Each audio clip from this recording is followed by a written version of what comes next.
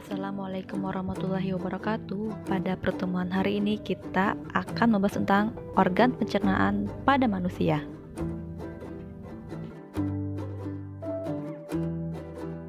Setiap makanan dan minuman yang kita konsumsi akan dicerna terlebih dahulu di dalam tubuh.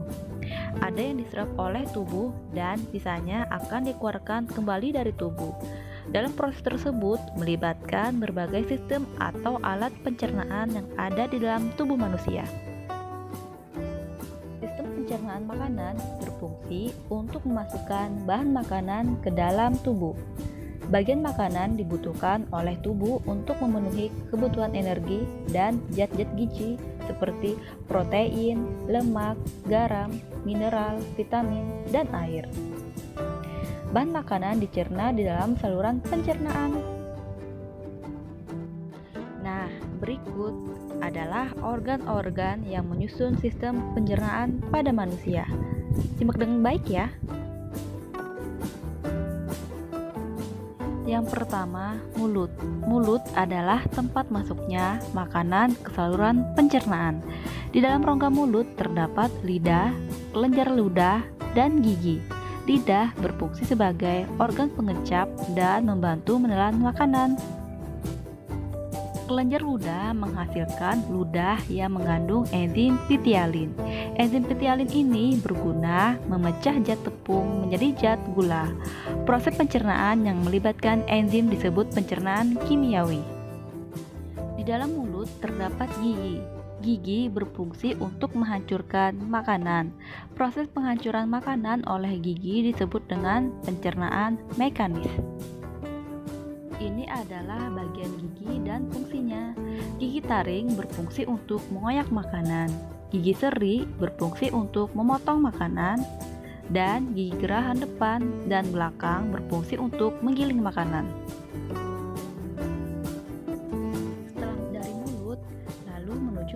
Kerongkongan atau disebut dengan esofagus. Nah, esofagus ini atau kerongkongan ini merupakan suatu saluran seperti tabung yang panjangnya 20 cm.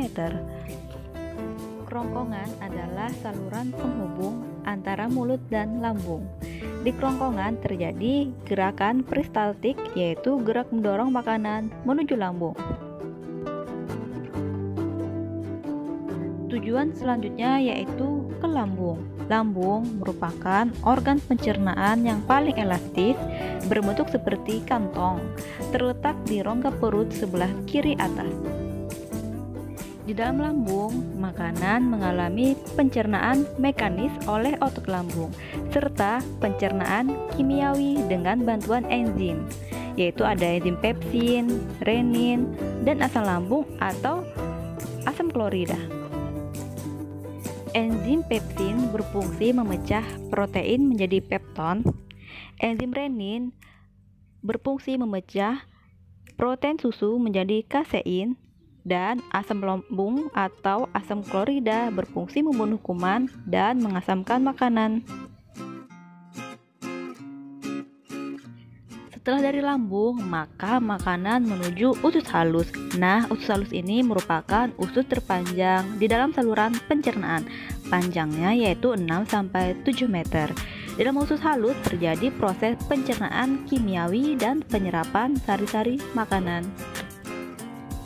Di dalam usus halus terdapat enzim yang berasal dari pankreas dan dinding usus antara lain sebagai berikut. Sukrase berfungsi mengubah sukrosa menjadi glukosa.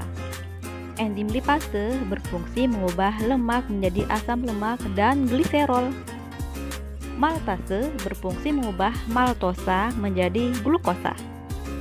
Nah, di usus juga terdapat cairan empedu yang dihasilkan di hati dan disalurkan ke usus halus untuk membantu pencernaan lemak. Nah, setelah ke usus halus, maka makanan menuju ke usus besar atau disebut dengan kolon. Sisa pencernaan ampas yang tidak tercerna akan masuk ke dalam usus besar. Di dalam usus besar, ampas akan mengalami pembusukan oleh bakteri Escherichia coli atau disebut dengan E. coli. Di usus besar terjadi penyerapan air dari sisa-sisa makanan. Nah, bakteri E. coli ini sangat bermanfaat bagi tubuh kita, yaitu untuk membantu pembusukan sisa-sisa makanan di usus besar. Nah, tidak hanya sampai di situ loh, masih ada beberapa bagian lagi, yaitu setelah usus besar, yaitu menuju rektum dan anus. Nah, rektum ini adalah tempat penyimpanan sementara. Rektum adalah alat pencernaan sebelum anus. Biasanya rektum ini kosong karena kotoran disimpan di atas rektum. Jika kotoran masuk ke dalam rektum, maka muncul keinginan untuk buang air besar. Kotoran lalu keluar tubuh melalui anus. Nah, jadi dapat kita simpulkan urutan proses pencernaan manusia, yaitu dari mulut, kerongkongan, lambung, usus halus, usus besar, rektum, dan anus. Nah, itulah pembelajaran kita pada hari ini tentang organ pencernaan pada manusia. Berharap kalian dapat memahaminya dan sering-seringlah mengulang pelajaran yang telah disampaikan. Wassalamualaikum warahmatullahi wabarakatuh.